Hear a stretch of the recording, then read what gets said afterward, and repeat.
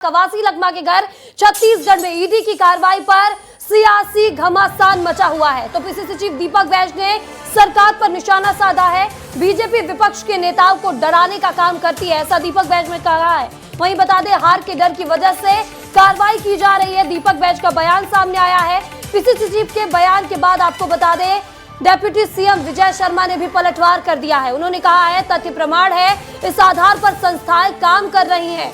घोटाले का पैसा इन लोगों में बांटा करता था, जिसके बाद डेप्यूटी सीएम ने कहा है कि कार्रवाई लगातार जारी है। तो अब सियासी वार पलटवार छत्तीसगढ़ में जारी है। ईडी की कार्रवाई कल हुई पूर्व मंत्री कवासी लखमा के घर पर, जिसके बाद पीसीसी चीफ दीपक बैज और आपको बता दें छत्तीसगढ़ के डेप्यूटी सीएम विजय शर्मा ने क्या कुछ कहा है, आपको सुना देते हैं। क्या है, जब जब चुनाव नजदीक आती है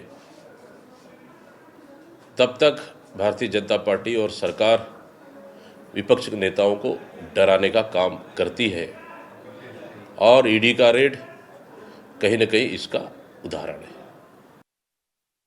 शराब घोटाले के लिए जैसे FL10 नाम की संस्था लाकर के, कंपनी लाकर के, और किस तरीके से घोटाला किया गया था कि 10 रुपये में खरीदी हुई, मैं एग्जाम्पल कह रहा हूँ, खरीदी हुई शराब को 15 रुपये हम सरकार को बेचते थे, 5 रुपया उसमें पूरा रख लेते थे। इन सब के बीच में बटा करता था वो पैसा।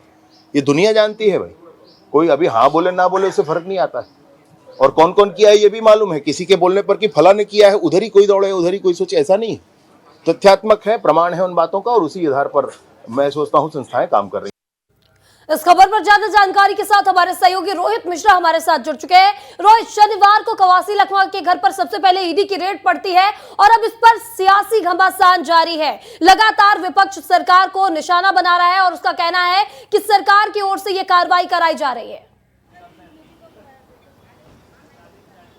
बिल्कुल महिमा, देखिए 2000 करोड़ रुपए का शराब घोटाला है, लेकिन राजनीतिक गलियारों में इसकी चर्चा 2000 से ज्यादा बार हो चुकी है। विधानसभा चुनाव, लोकसभा चुनाव, जितने भी चुनाव होते हैं उसमें शराब घोटाला एक अहम मुद्दा रहता है, क्योंकि अभी कवासी लखमा जो पूर्व आबकारी मंत्री थे, उनके यहाँ छापेमार कार्रवाई की गई है। यहाँ से लेकर वहाँ कोंटा तक के उनके घर पर छापे जो है वो मारे गए हैं। और ये साफ तौर पर जो कवासी लखमा है वो भी आज सामने आए थे। उन्होंने ये कहा कि ये अधिकारियों का घोटाला है, उनसे तो सिर्फ दस्तखत करवाए जाते थे। तो कुल मिलाकर एक बड़ा सवाल जो है उन्होंने खड़ा कर दिया है कि अधिकारियों के ऊपर और अपनी पूर्व की सरकार के ऊपर, क्योंकि उन्होंने ये तो कबूल किया है कि यह घोटाला हुआ है, लेकिन अब इस पर राजनीति जमकर देखने को मिल रही है। विजय शर्मा उप मुख्यमंत्री है, वो साफ तौर पर कह रहे हैं, पिछले दिनों जब इस बात की चर्चा होती है तो मुखर होकर वो बात रखते हैं कि जो तथ्य हैं, प्रमाण हैं, वो मिले हैं तो उसी के आधार पर कार्रवाई की जा रही है। अगर तथ्य नहीं मिलते, प्रमाण नहीं मिलते, तो ईडी की कार्रवाई ऐसी ही नहीं हो जाती है, ये उनका कहना है। लेकिन दूसरी ओर दीपक बैज कांग्रेस के प्रदेश अध्यक्ष हैं, वो ये कह रहे हैं राजनीति से प्रेरित ये पूरी कार्रवाई की गई है, और जब भी चुनाव आता है उससे पहले ऐसे मुद्दे ढूंढे जाते हैं। और ऐसी कार्रवाई के बाद रोहित, छत्तीसगढ़ में सियासी वार पलटवार शुरू हो चुका है। अब देखना होगा आगे क्या कुछ निकलकर सामने आता है।